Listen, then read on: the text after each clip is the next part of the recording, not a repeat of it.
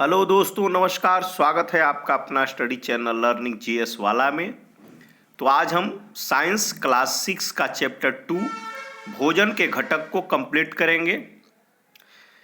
आज का यह चैप्टर काफ़ी इम्पोर्टेंट है। यहाँ से सीटेट या किसी भी जीके जीएस का साइंस का पेपर हो तो 2 से 3 प्रश्न देखने को मिल जाते हैं।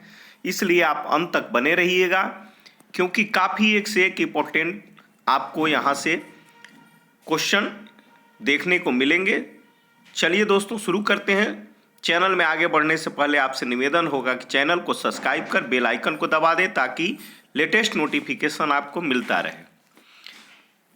तो चैप्टर 2 भोजन के घटक, अध्याय 1 में हमने उन खाद्य पदार्थों की सूची बनाई थी जिन्हें हम खाते हैं। भारत के विभिन्न भागों में खाए जाने वाले भिन्न भिन्न व्यंजनों के बारे में भी हमने बताया था तथा इन्हें मानचित्र में अंकित किया था। एक प्रकार के भोजन में चपाती, दाल और बैगन का भरता हो सकता है, तो दूसरे में चावल, सांभर तथा भिंडी हो सकती है। इसके अतिरिक्त अन्य भोजन में अप्पम, मछली तथा सब्जियां हो सकती हैं। क्रियाकलाप के माध्यम से समझते हैं। आमतौर पर हमारे आहार में अन्न से बना कम से कम एक व्यंजन होता है। दूसरे खाद्य पदार्थों में दाल या मांस का कोई व्यंजन तथा सब्जी हो सकती है। इसमें दही, मट्ठा तथा अचार भी शामिल किया जा सकता है।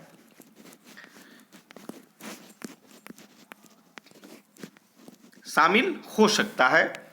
इस तरह के आहार के कुछ उदाहरण सारणी 2.1 में दिए गए हैं। अध्याय 1 में प्रस्तावित क्रियाकलाप 2 में आपके द्वारा सारणी में दर्शाए गए व्यंजन छांटिए। इस सूची में कुछ अन्य व्यंजन जोड़िए तथा इसे सारणी 2.1 में दर्शाई गई विधि से पूरा कीजिए। आगे मिलेगा यह सारणी काफ़ी इंपॉर्टेंट सारणी भी है। कभी कभी हम अपने भोजन में वस्तुतः इन सभी व्यंजनों को नहीं ले पाते। यदि हम यात्रा में हों तब हम वहीं खा लेते हैं जो रास्ते में उपलब्ध हो। हम में से कुछ लोगों के लिए यह संभव नहीं हो पाता है कि इस तरह के विभिन्न व्यंजन हर समय खा सकें। आहार में विभिन्न खाद्य पदार्थों के इस तरह के वितरण का कोई न कोई आधार होना चाहिए। क्या हमारे शरीर को विशेष प्रयोजन के लिए विभिन्न प्रकार के भोजन की आवश्यकता होती है? अब विभिन्न प्रकार के खाद्य पदार्थों में क्या होता है? हम जानते हैं कि प्रत्येक व्यंजन एक या एक से अधिक प्रकार की कच्ची सामग्री से बना होता है, जो हमें पादपों से प्राप्त होता है। देखिए, यहाँ पर एक सारणी है। सारणी 2.1 विभिन्न क्षेत्र राज्यों के कुछ समान भोजन के बारे में बताया गया है। देखते हैं। सबसे पहले पंजाब में मक्के की रोटी काफ़ी फेमस है। फिर राजमा, सरसों का साग, दही घी। वहीं आंध्र प्रदेश में चावल, अरहर की दाल तथा चारू, कुंदरू, मट्ठा, घी, अचार, ये वहाँ का फेमस भोजन है, पंजाब और आंध्र प्रदेश का। चलिए आगे देखते हैं। जहाँ से छोड़ दिए थे, या जंतुओं से मिलते हैं, पादप या जंतु से मिलते हैं भोजन। तो भोजन कहाँ कहाँ से मिलते हैं, आपसे ये प्रश्न पूछ सकता है। तो ध्यान रखिएगा, भोजन का स्रोत पादप और जंतु दोनों होते हैं, क्योंकि जो कुछ लोग शाकाहारी खाते हैं, कुछ मांसाहारी भी खाते हैं। इस कच्ची सामग्री के संगठक क्या हैं? इस कच्ची सामग्री में हमारे शरीर के लिए कुछ आवश्यक घटक होते हैं। इन घटकों को हम पोषक कहते हैं। हमारे भोजन में मुख्य पोषक कार्बोहाइड्रेट, प्रोटीन, वसा, विटामिन तथा खनिज लवण हैं। ये हमारे भोजन के पोषक कौन तो कौन है? कार्बोहाइड्रेट, प्रोटीन, वसा, विटामिन तथा खनिज लवण। इसके अतिरिक्त हमारे भोजन में रुक्षांश तथा जल में जल भी शामिल है, रुक्षांश और जल भी शामिल है जिनकी हमारे शरीर को आवश्यकता है। क्या सभी खाद्य पदार्थों में ये सभी पोषक उपलब्ध होते हैं? ये काफी इंपॉर्टेंट प्रश्न है कि सभी खाद्य पदार्थों में ये जो पोषक तत्व बताए हैं, कार्बोहाइड्रेट, प्रोटीन, वसा, विटामिन, खनिज, लवण, रुक्षांश और जल, क्या ये सभी पोषक तत्वों में उपलब्ध होते हैं? कुछ साधारण विधियों से हम यह जान सकते हैं कि कच्ची सामग्री या पके हुए भोजन में कौन सा एक या अधिक पोषक उपस्थित है। कार्बोहाइड्रेट, प्रोटीन तथा वसा के परीक्षण अन्य पोषकों के परीक्षणों की अपेक्षा सरल है। आइए हम इन परीक्षणों को करके प्रेक्षणों की सारणी 2.2 में लिखेंगे। चलिए देखते हैं। इन परीक्षणों को करने के लिए आपको आयोडीन, कॉपर साल्ट तथा कास्टिक सोडा विलयनों की आवश्यकता होगी। आपको कुछ परख नलियों तथा एक ड्रॉपर की भी आवश्यकता होगी। इन परीक्षणों को पके हुए भोजन तथा कच्ची सामग्री पर करें। इन परीक्षणों से प्राप्त प्रेक्षणों को सारणी 2.2 में दर्शाए गए तरीके से लिख सकते हैं। इस सारणी में कुछ खाद्य पदार्थ दर्शाए गए हैं। अपना परीक्षण इन पर या अन्य किसी उपलब्ध खाद्य पदार्थ पर कर सकते हैं। इन परीक्षणों को सावधानी से कीजिए और किसी भी रसायन को खाने या चखने का प्रयास नहीं करना है, मत कीजिए। यदि आवश्यक विलयन तत्काल उपलब्ध नहीं है तो आपके अध्यापक निम्न विधि से उन्हें तैयार करा सकते हैं। आइए विभिन्न खाद्य पदार्थों की जांच करके देखें कि किसमें कार्बोहाइड्रेट उपस्थित है। कार्बोहाइड्रेट कई प्रकार के होते हैं। हमारे भोजन में पाए जाने वाले मुख्य कार्बोहाइड्रेट मंड तथा शर्करा के रूप में होते हैं। याद रखिएगा, हम जो भोजन करते हैं उसमें जो कार्बोहाइड्रेट पाए जाते हैं वो मंड तथा शर्करा के रूप में पाए जाते हैं, मंड तथा शर्करा के रूप में। चलिए आगे देखते हैं। आयोडीन का तंतु विलयन बनाने के लिए जल से किसका आयोडीन का तनु विलयन बनाने के लिए जल से आधी भरी परखनली में कुछ बूंदे टिंचर आयोडीन को मिला दीजिए। कॉपर सल्फेट विलयन 100 मिलीलीटर जल में 2 ग्राम कॉपर सल्फेट घोलने से बन जाता है। 100 मिलीलीटर जल में 10 ग्राम कास्टिक सोडा घोलने से हमें अभिष्ट कास्टिक सोडा विलयन मिल जाएगा। यदि किसी खाद्य पदार्थ में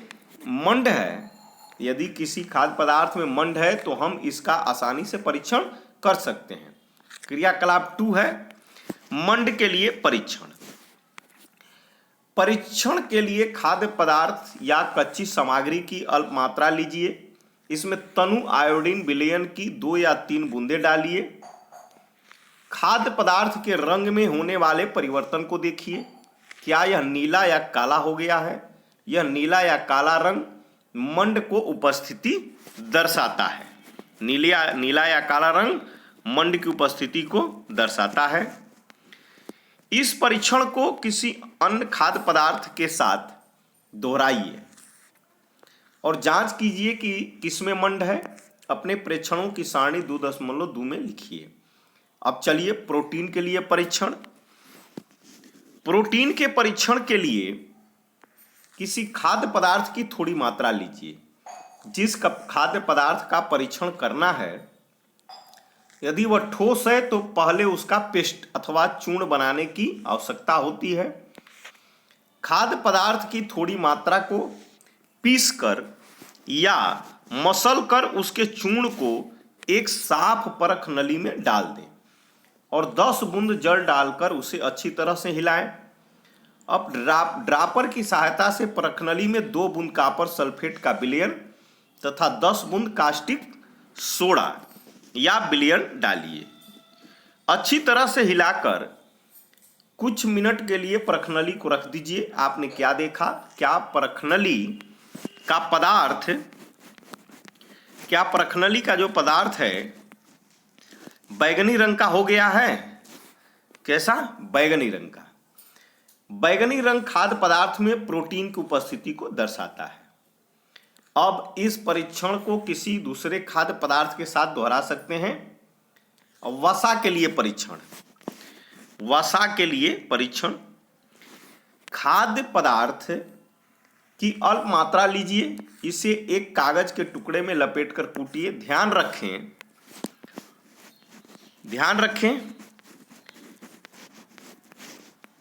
थोड़ा ये देख लेते हैं।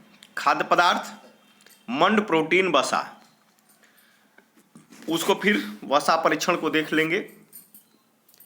कच्चा आलू में मंड मिलता है। हाँ, कच्चा आलू में क्या मिलता है? मंड मिलता है।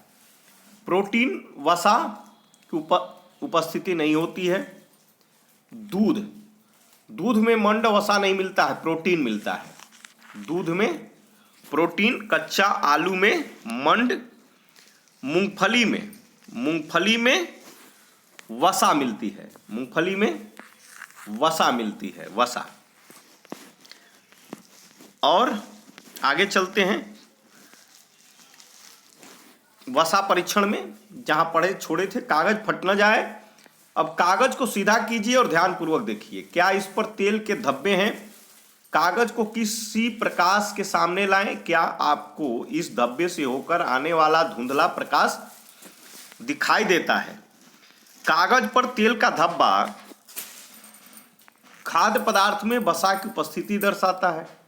खाद्य पदार्थ में कभी कभी जल की भी कुछ मात्रा हो सकती है। इस दशा में इन पदार्थों को कागज पर धीरे धीरे रगड़िए और कुछ समय के लिए कागज को सुखा दीजिए, ताकि यदि खाद्य पदार्थ से कुछ जल आया हो तो वह सूख जाए। इसके बाद यदि कागज पर तेल का कोई धब्बा न रहे तो यह पता चलता है कि खाद्य पदार्थ में वसा उपस्थित नहीं है। ये परीक्षण क्या दर्शाते हैं? क्या वसा, प्रोटीन तथा मंड उन सभी खाद्य पदार्थों में उपस्थित हैं जिनका आपने परीक्षण किया है? क्या एक खाद्य पदार्थ में एक से अधिक पोषक तत्व उपस्थित होते हैं? क्या आपने कोई ऐसा खाद्य पदार्थ पाया जिसमें इनमें से कोई भी पोषक तत्व उपस्थित न हो? हमने तीन पोषक कार्बोहाइड्रेट, प्रोटीन तथा वसा के लिए खाद्य पदार्थों का परीक्षण किया था। विटामिन तथा खनिज लवण जैसे अन्य पोषक भी हमारे विभिन्न खाद्य पदार्थों में उपस्थित रहते हैं। इन सभी पोषकों की हमें क्यों आवश्यकता होती है? अब ये पोषक तत्वों की आवश्यकता हमें क्यों होती है, इसके बारे में जानेंगे। विभिन्न पोषक हमारे शरीर के लिए क्या करते हैं? कार्बोहाइड्रेट मुख्य रूप से हमारे शरीर को ऊर्जा प्रदान करता है। तो शरीर को ऊर्जा प्रदान करने का काम कौन करता है? कार्बोहाइड्रेट। वसा से भी ऊर्जा मिलती है। वास्तविकता यह है कि कार्बोहाइड्रेट की तुलना में वसा की समान मात्रा से हमें अधिक ऊर्जा प्राप्त होती है। तो कार्बोहाइड्रेट और वसा में तुलना किया जाए तो वसा में अधिक ऊर्जा प्राप्त होती है। वसा में अधिक ऊर्जा प्राप्त होती है। वसा और कार्बोहाइड्रेट भोजन को ऊर्जा देने वाला भोजन भी कहते हैं। वसा और कार्बोहाइड्रेट में तुलना किया जाए तो वसा में ज़्यादा ऊर्जा मिलती है, लेकिन वसा और कार्बोहाइड्रेट दोनों भोजन को ऊर्जा देने वाला भोजन कहा जाता है। ये देखिए कार्बोहाइड्रेट के स्रोत कार्बोहाइड्रेट शकरकंदी में मिलती है, आलू में मिलता है, गन्ना में मिलता है, पपीता में मिलता है, तरबूज में मिलता है, आम में मिलता है, बाजरा, चावल और गेहूं, बाजरा, चावल, आम, तरबूज, पपीता, गन्ना, आलू और शकरकंद में कार्बोहाइड्रेट मिलता है और काफ़ी ये इसके मुख्य स्रोत हैं। अब वसा के जो स्रोत हैं वह हैं मूंगफली में वसा मिलता है, तिल में, गिरी बादाम में, मूंगफली, गिरी बादाम तेल में वसा की मात्रा बहुत अच्छा मिलता है। इसके अलावा यदि जंतुओं की बात किया जाए तो मांस में, मछली में और अंडे में, मांस, मछली, अंडे में वसा की मात्रा भरपूर मिलती है। तो ये जंतु से वसा की मात्रा की प्राप्ति होती है। अब जो है प्रोटीन के स्रोत क्या क्या हैं, तो प्रोटीन की बात किया जाए तो पादप में चना, मूंग, तुअर दाल, राजमा, सोयाबीन और मटर, सोयाबीन सबसे ज़्यादा प्रोटीन सोयाबीन में मिलती है, राजमा, तुअर दाल, मूंग और चने में। जंतु की बात किया जाए कि प्रोटीन, तो मांस, मछली, पनीर, अंडे, दूध, इसमें जो है प्रोटीन की मात्रा अच्छी खासी मिलती है। प्रोटीन की आवश्यकता शरीर की वृद्धि के लिए प्रोटीन की आवश्यकता होती है तथा स्वस्थ रहने के लिए प्रोटीन युक्त भोजन को प्रायः शरीर वर्धक भोजन भी कहा जाता है। प्रोटीन को शरीर वर्धक भोजन भी कहा जाता है। विटामिन रोगों से हमारे शरीर की रक्षा करते हैं। रोगों से शरीर की रक्षा कौन करते हैं? विटामिन हमारी आंख, अस्थियां, दांत और मसूड़ों को स्वस्थ रखने में भी सहायता करते हैं। विटामिन कई प्रकार के होते हैं जिन्हें अलग अलग नामों से भी जाना जाता है। इनमें से कुछ को vitamin A, vitamin B, vitamin C, vitamin D, vitamin E तथा विटामिन के नाम से जाना जाता है। विटामिनों के एक समूह को विटामिन बी कॉम्प्लेक्स कहते हैं। विटामिनों के एक समूह को विटामिन बी कॉम्प्लेक्स कहते हैं। हमारे शरीर को सभी प्रकार के विटामिनों हमारे शरीर के सभी प्रकार के विटामिनों की अल्प मात्रा में आवश्यकता होती है। विटामिन ए हमारी त्वचा तथा आंखों को स्वस्थ रखता है। तो त्वचा और आंखों को स्वस्थ कौन रखता है? Vitamin A. विटामिन सी बहुत से रोगों से लड़ने में हमारी मदद करता है। विटामिन डी हमारी अस्थियों और दांतों के लिए कैल्शियम का उपयोग करने में हमारे शरीर की सहायता करता है। तो अस्थि और दांत मसूड़ों के लिए vitamin D. Vitamin C scurvy रोग विटामिन सी की कमी से होता है। विभिन्न विटामिनों से भरपूर भोजन चित्र 2.6 से देखिए ये विटामिन के जो ये स्रोत हैं, तो विटामिन के स्रोत के रूप में पपीता, गाजर, आम, पपीता, आम विटामिन के स्रोत हैं। विटामिन बी, विटामिन ए जो है गाजर, पपीता, आम है। विटामिन बी चावल, गेहूं, यकृत है, विटामिन बी के स्रोत हैं। विटामिन सी के स्रोत, कौन कौन है? अमरूद, मिर्च, संतरा, टमाटर, खट्टे फल जितने भी हैं, नींबू और आंवला, ये विटामिन सी। अब विटामिन डी के लिए मछली, अंडे, दूध और मक्खन, अंडे, मछली, ये विटामिन डी के स्रोत हैं। अब ये देखिए, ये हैं कुछ खनिज लवण। ये खनिज लवण है। खनिज लवण के स्रोत के क्या क्या हैं? तो पालक, आयोडीन के कुछ स्रोत, नमक, पालक, अदरक। खनिज लवण अदरक, पालक और आयोडीन। फास्फोरस के कुछ स्रोत हैं। फास्फोरस से भी खनिज लवण मिलता है। फिर दूध, केला, ये देखिए धनिया, चावल, लोहे के ये कुछ स्रोत हैं। कैल्शियम के कुछ स्रोत, ये देखिए पालक, सेव, यकृत, ये सब जो है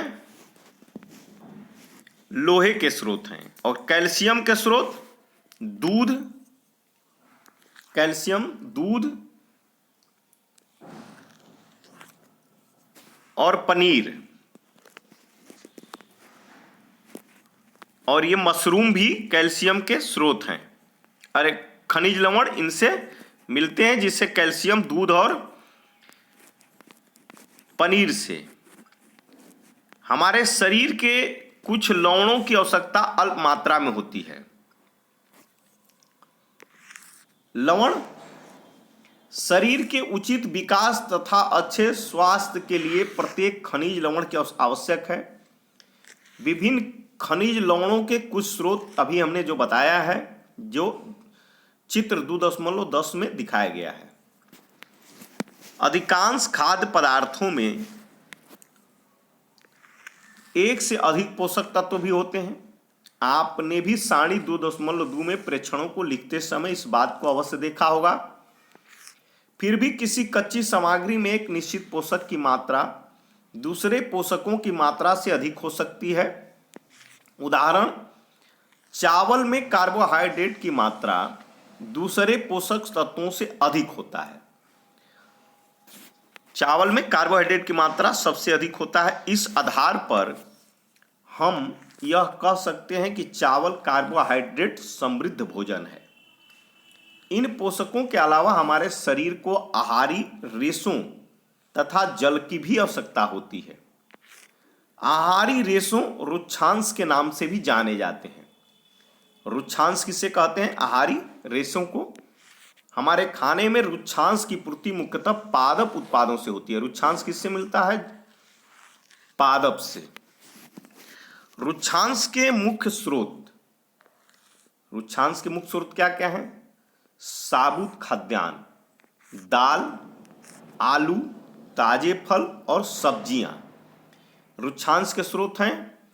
साबुत खाद्यान्न, दाल, आलू, ताजे फल और सब्जियां। रुक्षांश हमारे शरीर को कई पोषक प्रदान नहीं कर रुक्षांश जो है हमारे शरीर को कोई पोषक प्रदान नहीं करते हैं, फिर भी यह हमारे भोजन की आवश्यक अवयव है और इसका आयतन बढ़ा देते हैं।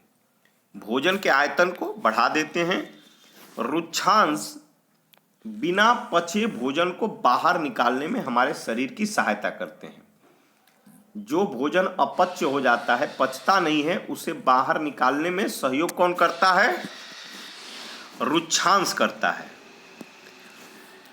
अब देखते हैं जल भोजन में उपस्थित पोषकों को अवशोषित करने में हमारे शरीर की सहायता करता है।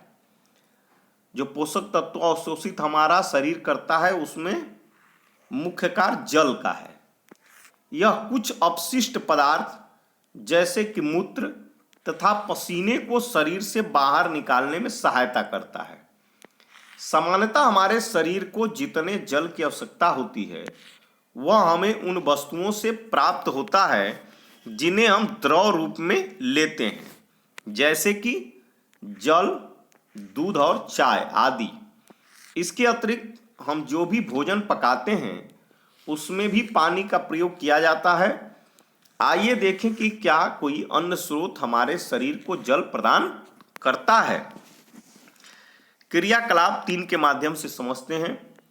एक टमाटर अथवा नींबू जैसा कोई फल लें, इसे छोटे छोटे हिस्सों में काट लें। क्या ऐसा करते समय आपके हाथ गीले होते हैं? जब भी आपके घर में किसी फल या सब्जी को काटा, छीला या मसला जाता है तब ध्यानपूर्वक उसका निरीक्षण करें। क्या ऐसा करते समय आपको किसी ऐसे ताजे फल या सब्जी के बारे में पता चलता है जिसमें पानी की मात्रा नहीं होती? हम देखते हैं कि कई खाद्य पदार्थों में जल होता है कुछ सीमा तक हमारे शरीर के लिए आवश्यक जल की पूर्ति इसी जल से हो जाती है। इसके अतिरिक्त कई खाद्य पदार्थ को पकाते समय हम उसमें जल डालते हैं। अब देखते हैं संतुलित आहार। सामान्यतः पूरे दिन में जो कुछ भी हम खाते हैं उसे आहार कहते हैं। हमारे शरीर की वृद्धि और अच्छे स्वास्थ्य को बनाए रखने के लिए हमारे आहार में वे सभी पोषक तत्व उचित मात्रा में होने चाहिए जिनकी हमारे शरीर की आवश्यकता है। कोई भी पोषक तत्व न आवश्यकता से अधिक हो और न ही कम। हमारे आहार में पर्याप्त मात्रा में रुक्षांश तथा जल भी होना चाहिए। इस प्रकार के आहार को संतुलित आहार कहते हैं। क्या आप सोचते हैं कि प्रत्येक आयु वर्ग के लोगों को एक ही प्रकार की आहार की आवश्यकता होती है? क्या आप यह भी सोचते हैं कि हमारा संतुलित आहार हमारे शारीरिक कार्य पर निर्भर करता है? एक सप्ताह की अवधि में आप जो भी खाते हैं उसका एक चार्ट तैयार कीजिए। जांच कीजिए कि प्रतिदिन जो भोजन आप करते हैं क्या उसमें सभी पोषक तत्व उपस्थित हैं। दालें, मूंगफली, सोयाबीन, अंकुरित बीज, मूंग व चना, खंडवित भोजन, दक्षिण भारतीय भोजन जैसे इडली, आटे का मिश्रण, मिस्सी रोटी, थपला अनाज व दालों से बना केला, पालक, सत्तू, गुड़, उपलब्ध सब्जियां तथा इसी प्रकार के अन्य भोजन कई पोषक उपलब्ध कराते हैं। इसलिए कोई व्यक्ति अल्प व्यय में भी संतुलित आहार खा सकता है। उचित प्रकार का भोजन करना ही पर्याप्त नहीं है, इसे उचित तरीके से पकाना भी चाहिए ताकि इसके पोषक तत्व नष्ट न हो। क्या आप जानते हैं कि पकाते समय कुछ पोषक नष्ट हो जाते हैं? छिलका उतारकर यदि सब्जियां और फलों को धोया जाता है तो वह संभव है कि उनके कुछ विटामिन नष्ट हो जाएं। सब्जियों और फलों की त्वचा में कई महत्वपूर्ण विटामिन तथा खनिज लवण होते हैं। चावल और दालों को बार बार धोने से उनमें उपस्थित विटामिन और कुछ खनिज लवण अलग हो जाते हैं। हम सभी जानते हैं कि पकाने से भोजन का स्वाद बढ़ता है तथा इसे पचाने में आसानी होती है। इसके साथ साथ पकाने में कुछ पोषक तत्वों की हानि भी हो सकती है। यदि भोजन पकाने में अत्यधिक जल का उपयोग किया जाता है और बाद में उसे फेंक दिया जाता है तो कई लाभदायक प्रोटीन तथा खनिज लवणों की हानि हो जाती है। पकाने में विटामिन सी आसानी से गर्मी से नष्ट हो जाता है। क्या यह उचित नहीं होगा कि हम अपने आहार में फल और कच्ची सब्जियों को सम्मिलित करें?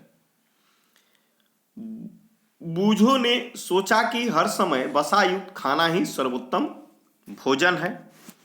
एक कटोरी कार्बोहाइड्रेट युक्त भोजन की अपेक्षा एक कटोरी वसा युक्त भोजन अधिक ऊर्जा देगा। क्या ऐसा नहीं होता? अतः उसने तली हुई चीजें, समोसा, पूरी, मलाई, रबड़ी, पेड़ा आदि प्रचुर वसा युक्त भोजन ही खाया और इसके अलावा कुछ नहीं खाया। क्या आप सोचते हैं कि वह ठीक था? निस्संदेह नहीं। इतना अधिक वसा युक्त भोजन खाना हमारे लिए बहुत हानिकारक हो सकता है। हमारे भोजन में वसा की मात्रा अत्यधिक मोटापे का कारण बनती है। अभावजन्य रोग। अब अभावजन्य रोग माने पोषक तत्वों के अभाव से क्या रोग होता है यह देखते हैं। एक व्यक्ति खाने के लिए पर्याप्त भोजन पा रहा है लेकिन कभी कभी उसके भोजन में किसी विशेष पोषक की कमी हो जाती है। यदि यह कमी लंबी अवधि तक रहती है तो वह व्यक्ति उसके अभाव से ग्रसित हो सकता है। एक से अधिक पोषक तत्वों का अभाव हमारे शरीर में रोग अथवा विकृतियां उत्पन्न कर सकता है। वे रोग जो लंबी अवधि तक पोषकों के अभाव के कारण होते हैं उन्हें अभावजन्य रोग कहते हैं। यदि कोई व्यक्ति अपने भोजन में पर्याप्त प्रोटीन नहीं ले रहा है तो उसे कुछ रोग हो सकता है, जैसे वृद्धि का अवरुद्ध होना, शरीर की वृद्धि जो है वो रुक जाती है। चेहरे पर सूजन आ जाना, बालों के रंग का उड़ना, त्वचा की बीमारियां और पेचिश आदि। यदि प्रोटीन तथा कार्बोहाइड्रेट दोनों ही किसी व्यक्ति के आहार से एक लंबे समय तक अनुपस्थित रहे, उसकी वृद्धि पूरी तरह से अवरुद्ध हो जाएगी। ऐसा व्यक्ति बहुत दुबला पतला हो जाएगा, वह इतना दुर्बल हो जाएगा कि चलने से भी असमर्थ होगा। विभिन्न विटामिनों और खनिज लवणों के अभाव से विभिन्न रोग अथवा विकृतियां हो सकती हैं। इसमें से कुछ सारणी 2.3 में दर्शाए गए हैं। सभी अभावजन्य रोगों की रोकथाम संतुलित आहार लेने से की जा सकती है। इस अध्याय में हमने स्वयं से यह जानने की कोशिश की कि विभिन्न क्षेत्रों के भोजन में इतनी अधिक विविधता होते हुए भी आहार में पोषक तत्वों का वितरण सामान्य है। यह वितरण हमारे भोजन में आवश्यक पोषक तत्वों की उपस्थिति सुनिश्चित करता है। देखिए, अब जो है दिखाया गया यहाँ कि किसकी कमी से कौन सा रोग होता है। विटामिन और खनिज लवणों के अभाव के कारण होने वाले कुछ रोग विकार। विटामिन ए की कमी से क्षीणता और दृष्टिहीनता होती है। लक्षण इसके हैं कमजोर दृष्टि, अंधेरे रात में कम दिखाई देना, कभी कभी पूरी तरह से दिखाई देना बंद हो जाता है। विटामिन B1 की कमी से बेरी होता है। इसका लक्षण है शरीर में दुर्बल पेशियां और काम करने की ऊर्जा में कमी। विटामिन C के कारण स्कर्वी नाम का रोग होता है। इसका लक्षण है मसूड़ों से खून निकलना, घाव भरने में अधिक समय का लगना। विटामिन डी की कमी से रिकेट्स होता है। इसका लक्षण है अस्थियों का मुलायम होकर मुड़ जाना। कैल्शियम की कमी से अस्थियां और दंतक्षय होता है। इसके शारीरिक लक्षण है कमजोर अस्थियां, दंतक्षय। आयोडीन की कमी से घेंघा और गायटर होता है और इसका लक्षण है गर्दन की ग्रंथि का फूल जाना, बच्चों में मानसिक विकलांगता। लोहे की कमी से अरक्तता होती है। इसमें लक्षण है शरीर की कमजोरी।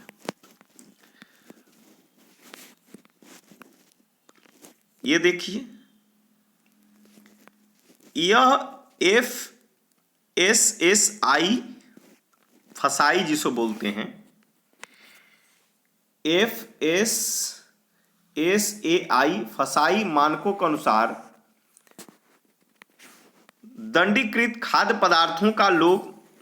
पदार्थों के सुदृढ़ीकरण से अभिप्राय है कि मुख्य भोजन जैसे चावल, गेहूं, तेल, दूध और नमक में प्रमुख विटामिन और खनिजों को मिलाकर उसके पोषक तत्वों को उत्तम बनाता है। यह है सारांश। कुछ हमारे भोजन के मुख्य पोषक तत्वों के नाम कार्बोहाइड्रेट, प्रोटीन, वसा, विटामिन तथा खनिज लवण है। इसके अतिरिक्त भोजन में आहारी रेशे, रुक्षांश और जल भी होता है।